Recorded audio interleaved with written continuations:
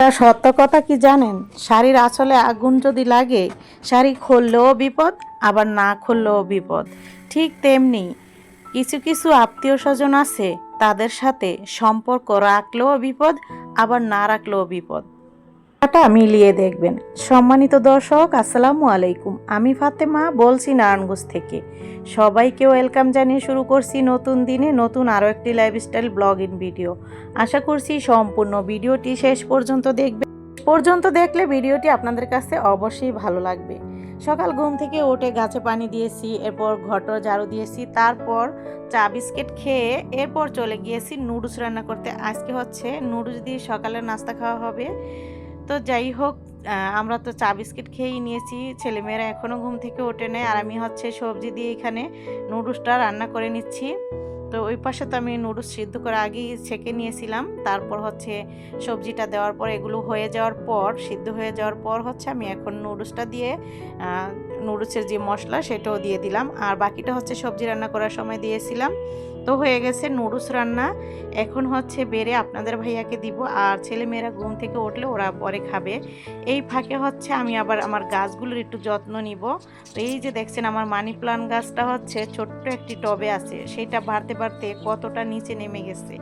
এখন সাইফুলের রুমে যে আমি একটা টব রেখেছিলাম, এই যে এটাতে রেখেছিলাম, গাছগুলো হচ্ছে অনেক দিন ছিল, বেঁচে ছিল, তারপর যত্ন নিয়ে ভুলে পানি দেওয়া হয়নি, পানি শুকিয়ে মরে গেছে।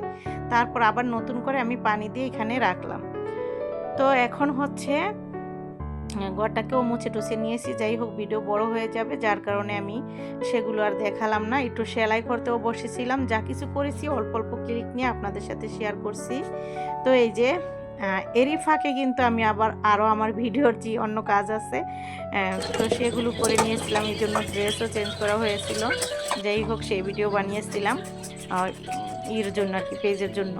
তো এই তো এখানে আমি এখন দুপুরকার রান্না করার জন্য নিচ্ছি গুঁড়া মাছ।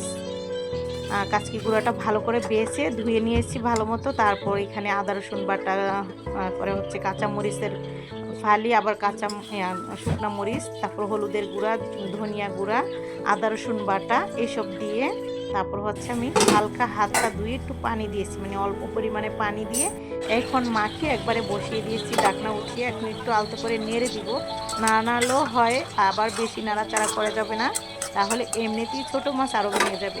তবে হালকা একটু নেড়ে দিলে কি হয়, নাড়ার ভিতরেও কিন্তু একটা স্বাদ আছে, সেইটা পাবেন। তো যাই হোক, এখন নামানোর আঁচ দিয়ে আমি জিরা গুঁড়া, ধনিয়া পাতা দিয়ে এখন হচ্ছে নামিয়ে নেবো, হয়ে গেছে। এই পাশে হচ্ছে আমি কই মাছ রান্না করব। তো কই মাছ রান্না করার জন্য হলুদ মরিচ মাখিয়ে নিয়েছি, লবণ মাখিয়ে নিয়েছি, এখন তেলে ভেজে নিব। আর কই মাছ ভাজার সময় কিন্তু দেখুন এইরকমভাবে কুচকিয়ে ফুলে একা বেঁকা হয়ে যায়। তো এই পাশে আমি মশলাও কষিয়ে নিয়েছিলাম, তারপর সিম আলু দিয়ে রান্না করতেছি। আসলে এই সময় সিমটা খেতে কিন্তু ভালো লাগে, মিষ্টি মিষ্টি লাগে, আর খেতেও ভালো লাগে নতুন সিম। আর দিয়ে দিলাম ভাজা মাছ। আর তো এখন ঢাকনা দিয়ে ডেকে দিব, কী করবো আর, রান্না হতে থাকুক, অন্য অন্য যে কাজ আছে সেগুলোও করে নিব। এক ফাঁকে এসে আবার নেড়ে দিচ্ছি, আর জিরা গুঁড়ো দিয়ে দিচ্ছি। অবশ্যই এর মাঝখানে আরও দু একবার নেড়ে দিয়েছিলাম।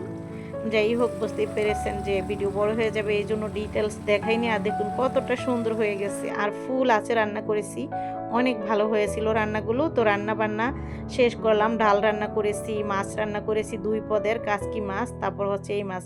ছেলেকে খাবার দিয়ে দিচ্ছি যে খেয়ে তুমি একটু দোকানে যাও, তোমার বাবা এসে গোসল করবে, তারপর সে খাওয়া দাওয়া করবে। তো সাইফুলকে হচ্ছে মাছ দিতে চাইতেছি, দেখেন কারবারটা, ছেলে মাছ খাবে না, কাচকি মাছ রান্না করছি সেটাও খাবে না, কই মাছ রান্না করছি সেটাও খাবে না, এই যে এটা দিয়ে খাবে। দেখলেন তো, আজকাল বাচ্চারা হচ্ছে কিছুই খাইতেছে না, মাংসটাও খাইতেছে না, মাংস যে রান্না করে দিব সেটাও খেতে চায় না। এই হচ্ছে সমস্যা। এরকম আশা করি আমি অনেকের ঘরেই এই সমস্যা আছে। তো রান্না তো আগে আগে করে ফেলেছি, একটু ফার্নিচারগুলো মুছতেছি। আর আমরা হচ্ছে এই যে একটু সাজগুজ করেছি, অন্য কোনো কারণে ভিডিও বানাবো তাই ছাদে চলে যাচ্ছি। সেটা হচ্ছে আমার কাজের জন্য শেফালি কাপড় দিয়েছে, তো কাপড়গুলো হচ্ছে ছাদে শুকাতে দিব। আর আসল কাজটা যে কাজের জন্য যাইতেছি সেটা করে নিব। আমি হাঁপিয়ে গেছি, যার কারণে বসে একটু জিরিয়ে নিলাম। তারপরে এই তো এখন হচ্ছে আমি কাপড়গুলো শুকাতে দিচ্ছি, আর আমাদের যেই অভিনয় করার সেটা শুরু করে দিয়েছি। ডিটেলস এখানে দেখাইনি আপনাদের, যেহেতু সেটা আমি আমার মানে পেজের জন্য তৈরি করেছি। তো যেহেতু আমরা ডেলি সব যা যা করি সব কিছুই আপনাদের সাথে শেয়ার করি, তো এতটুকু আবার বাদ রাখবো কেন। এভাবে ছাদে যেয়ে কিন্তু আমরা দুষ্টামি করে ফানি ভিডিও তৈরি করে ফেলেছি। আশা করছি ভিডিওটি ভালো লেগেছে। সবাই ভালো থাকবেন। আল্লাহ হাফেজ।